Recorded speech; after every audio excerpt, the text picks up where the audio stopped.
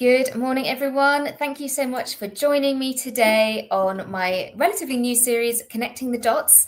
And this is based on the idea that you can't connect the dots looking backwards. Sorry, you can't connect the dots looking forwards. You can only connect them looking backwards. So sometimes you have to trust that the dots in your life are somehow connecting with your future. So often when we hear people giving career advice, it's so neatly wrapped up in the paper of hindsight. We hear things like, try something new, don't settle for less, because we're connecting the dots backwards and we know how the story ends. So for people who are earlier in their careers, that advice can feel really unworkable or risky or irrelevant.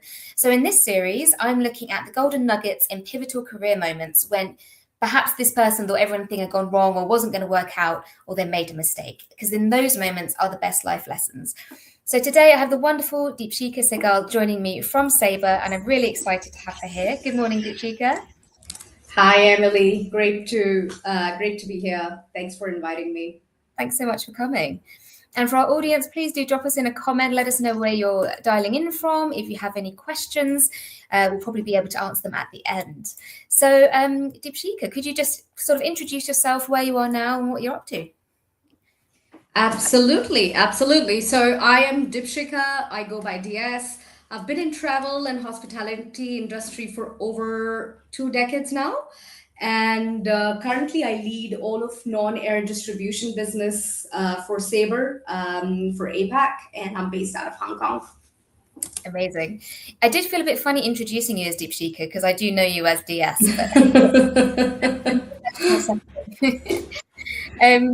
So today we're talking about those connecting the dots. So can you tell me a bit about a difficult moment in your career when it felt like things perhaps were not working out? Absolutely. And actually, this can resonate with you, Emily, and probably a lot of other people. Like, have you ever wanted something, like really wanted it, and someone you respected told you, don't even try, you have no choice? Not because they were cruel or anything, maybe just because, they were being realistic. And in that moment, you feel something shrink inside you. You start negotiating with your own dream, So I probably would want to share a moment from my career that really taught me one of the most important lessons that I've ever learned, that your future cannot be decided by someone else's opinion of you. So currently I'm in Hong Kong, but I lived in Singapore for 10 years. And when I moved from India to Singapore, something unexpected happened. Despite my experience in India, I had to really restart my career, almost from an entry level position. I actually joined as a consultant at band 25 at American Express GBT. And now, if you ever had to like start again, new country, new system, new culture, new people, you know the feeling. You're grateful for the opportunity, yes, but there's also, like the little quiet voice inside that says, I know I'm capable of more, but will anyone here see it? And that was the emotional reality I was sort of like dealing with. And I had to build that credibility from scratch again. Then I saw this IJP, an internal posting for an account management role, which was at band 30. So for me, it wasn't just a job.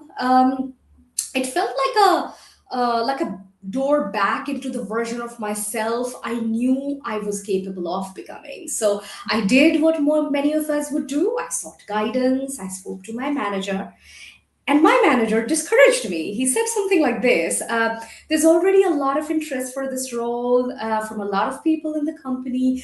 Even people at band 30 are applying for a parallel move. There is no chance you will get it. And like, it's easy to pretend that we are unaffected by comments like that, but I was affected. I felt small. I felt um, like an outsider, like trying to play a game I wasn't invited to. And I felt fear. What if I apply and embarrass myself? What if I confirm what others already assume, that I don't belong at that level? So in that moment, it would have been very easy to walk away and call it maturity. But there was something inside me. You can call it instinct, call it gut, call it a stubborn hope that really said, apply anyway.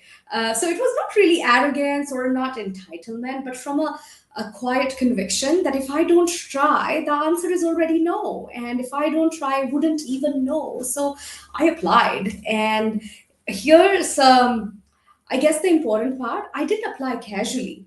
I prepared for it like it really mattered. So I Mm. spoke to the person who is, back then doing that role and was in the transition phase.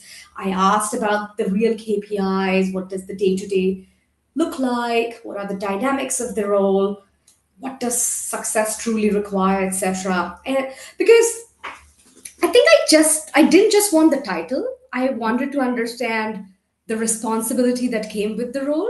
And Mm. every conversation, I guess every note, every insight did something powerful. It converted my fear into a bit of clarity with every step. And Mm. because and I'm a strong believer of this, confidence isn't something you wait to feel. Very often confidence is actually the result of your preparation. So that was a little moment I can share unless you have any follow-up question what the end result was, but I can go on with the story, but let me know if you want me to pause and have another question. Yeah, I would love to know a bit more about when you went to that manager and they said, you're not Yeah. going to do it. There's already plenty of other people more senior than you that are applying. Hmm. What reaction did that cause for you, or what emotion did that cause for you in that time?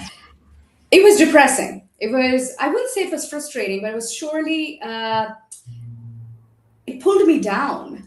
It made me doubt myself. Like I said, look, and it was natural. I guess it is very natural because you go to guidance to your mentors, to your managers as the first people, right? You expect them to encourage you, and like I said, he probably didn't say it from any wrong place. He was looking at the patterns. He was looking at how things have moved in the past, but so it definitely did affect me a little negatively, but like I said, I still applied for it anyways.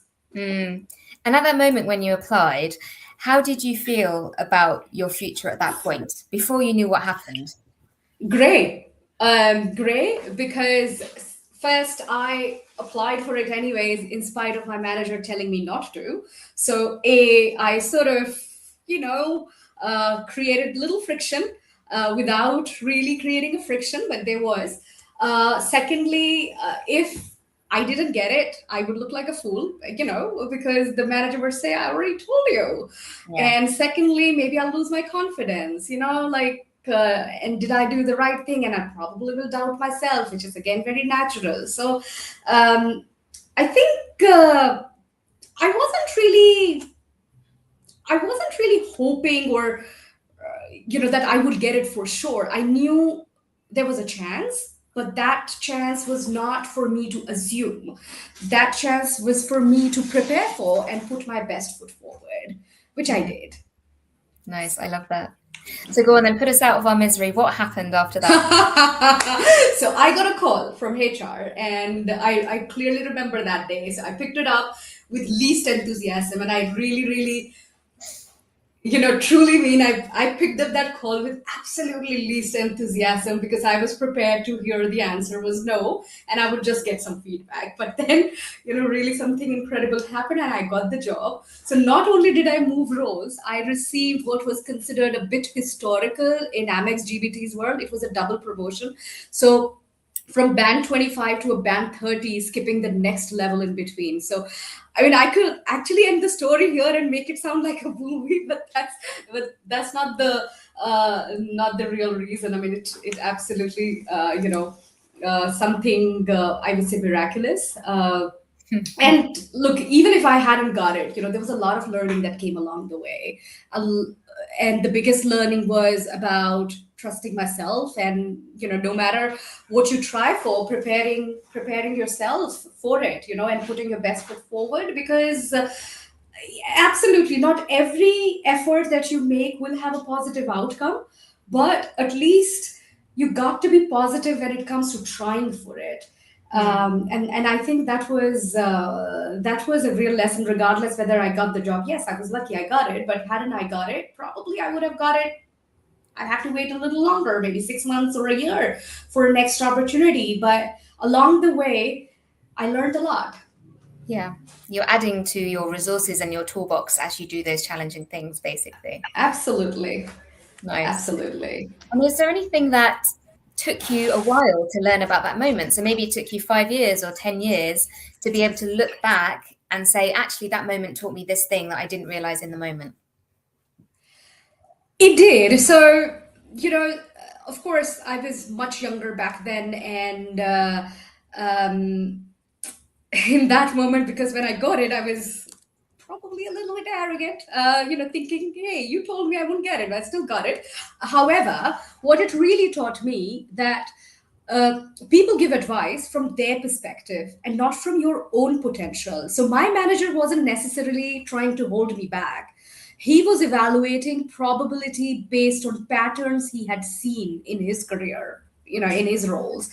But probability is not the destiny, and potential doesn't really, show up in numbers and in spreadsheets. And honestly, it took me a little time, and not just months and probably years, till I had teams and I got into leadership roles, so a little bit longer to fully understand what had happened. That I had crossed an invisible line from seeking permission to sort of owning my own agency. Amazing. Oh, you just said so many amazing quotes there, like probability potential. I'm going to pull those out and stick them on my wall. Okay, last question from me. If you could go back to that moment and give yourself a gift from today, so it's Mhm. a resource, some advice, a pep talk, whatever it is, what would you go and give your past self? Um, okay. I would probably say this: respect everyone's advice, but don't outsource your own belief. You can listen, you can learn, but remember that no one else lives your life. You live your own life, and when you want something, um, don't let no chance be the end of the story, and let it be the beginning of your preparation, which I think resonated to what I did back then, but probably is the same thing that I would tell myself as well, going Yeah, back in time. amazing. Thanks so much, DS. I really enjoyed today. Honestly, it's inspirational to hear. Pleasure. I hope everyone else that's listening enjoyed it as well. We did have a comment from Munish Kamal that said it was very valuable insight. So there we go. I think that might be one of your colleagues. Thanks for joining me today, DS. Great way to start the week, and hope you have a fantastic rest of the week. Thanks for having me over, Emily. Lovely chatting. Have a good day. You too.